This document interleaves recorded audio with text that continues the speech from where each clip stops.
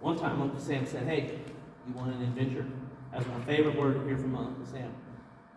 Dinner had finished up, and he goes, I got the boat ready. And it was just me and him. I must have been home from college or something, visiting. And so we went down, we put in there, down by Cape Rock, somewhere around there. And we started to go up the river. And I'm sitting in front of his John boat. He's got his 9-9 going. Here comes a big old barge going upstream. When they go upstream, they push a big weight. I don't know, 8, 9, 10, 100 feet, I don't know. Tsunami style. All of a sudden, Sam's getting closer and closer to that big boat. I'm kind of standing up there and goes, hang on that rope up there. So I grabbed the rope, and he gets out in front of that big weight. And then he slows down, and that big weight catches us. And we're way up on top of that. And then he speeds up the motor and we surf down it. And then he slows down, we get way up. When you're way up on the top, you can see all the way down the river. And then he did that 4 or 5 times. Now what he saw was me in the front of the boat like this. But what really was happening was this.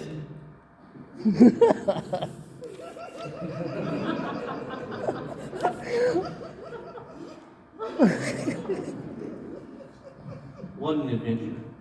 Has anybody ever surfed a barge weight in a John boat?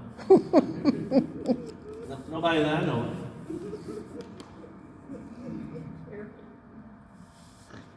Then one day, it was about 10:30. He goes, you ready for an adventure? All right. Catching lightning bugs, what are we going to do? I'm saying it's 10:30. He says, I got the boat ready. So we go down, we put in the river. And we go down to this island upstream. And we get out and we start trumping through the woods. And there's a long pond. The water's about this deep and the mud's about that deep. And he gets out these frog gigs. And so we got our headlamps on and we're gigging these frogs. It paralyzed him to gig them. One time, one spooked and Sam got him in midair. And he's flipping them on his belt. And some of them aren't dead. It looks like he's standing in waist deep in a jacuzzi. There's boiling the water all around him. And I've lost my shoe 2 or 3 times. And you can't tie your shoe tight enough. And I think that was probably the best workout I ever had, Sam. I went to Harding and set all kinds of records in the long jump just from that one night, walking in that mud up to my knees. In fact, you're not going to believe this. That mud never did come off. Look at there. I lost a job at a winery stomping grapes one time. They had to throw the whole batch out.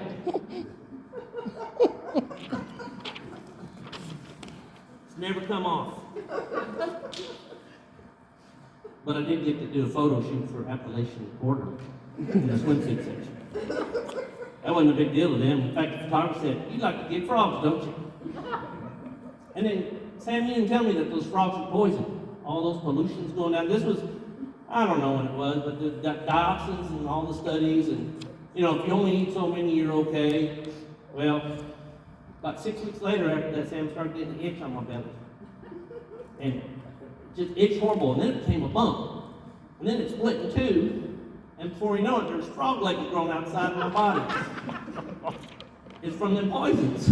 All that fertilizer and stuff. I mean, Minnesota on down. And about 6 weeks later, those frog legs were big enough to harvest. Pull them off and fry them up. And every 6 weeks, I get to enjoy those frog legs. They're really good if you eat a bunch of butter and garlic right before you harvest. My family doesn't share anything with me, though. I don't know why. Anyway, I forgive you because I sure enjoy those frog legs every 6 weeks for 42 years. Oh, I lost my paper now. What am I doing then? Yeah. Well, I better wrap this up. Where'd my paper go? Right pocket. Right pocket. Huh? There we go.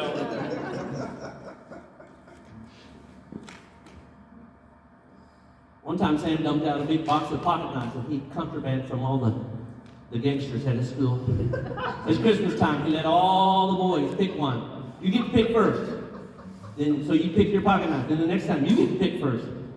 And we each got came away with about 5 or 6 knives. Some of them working, some of them not, some of them dull, some of them sharp. And I even had one of those in my desk at school, and one of my kids saw it one time years later. He goes, "What's that?" And I go, "That's a pocket knife. You need a pocket knife sometimes to open something up." And 3 minutes later, that pocket knife was gone. And I know that kid stole it. So Sam, I'm sorry to say that contraband knife made it back into the MS-13 game. It's back in circulation.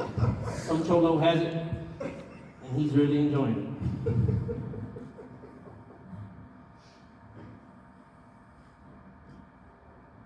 And by the way, I'm so glad that you brought my dad home from school, your school buddy, and lined your 3 older sisters up. Mandy was too little. Said pick one. He picked number 3, Barbara Ann. And she was the perfect mom for me. She was. Well, that's about all the silliness I have. I just wanted to come up here, and I'm on my way to help my sister take care of my dad. I just wanted to stop off and tell you how much I love y'all.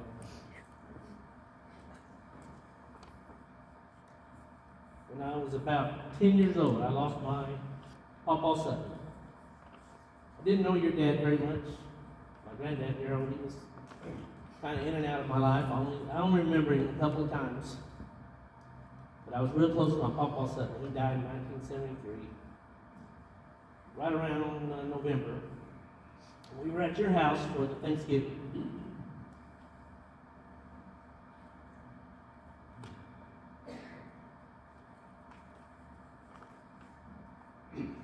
Should have told you this sooner. But you came over there and you told me stories about my pawpaw. Because you knew I was missing. So thank you.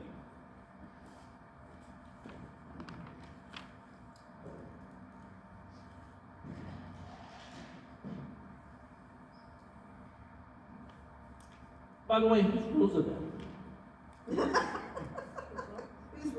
Who's Roosevelt? I like the way you stomped on the foot when you hit that high note. Y'all have been great examples to me. I always appreciated you having patience, like Mandy said, and never raise your voice. I was kind of a wild cousin. Supposedly, I don't know. I thought I was just fine. I blew up Sherry's outhouse. I did that as an adult, so it didn't wear off very much. Never changed. But thank you for taking time with me, teaching me things. Aunt Jan always had a big box of crafts to work on when things got kind of tense with the older cousins, and she spent time with my kids when we would visit. And Sam always had adventures for me, and if it wasn't a big trip, it was just taking me and little Sam and my brother down to the schoolyard and playing football with us, and that meant a lot to me. And thank you most of all for being a Christ-like example, giving your life to Christ. I grew up in such a lucky family of followers of Christ. I'm so lucky. Thank you.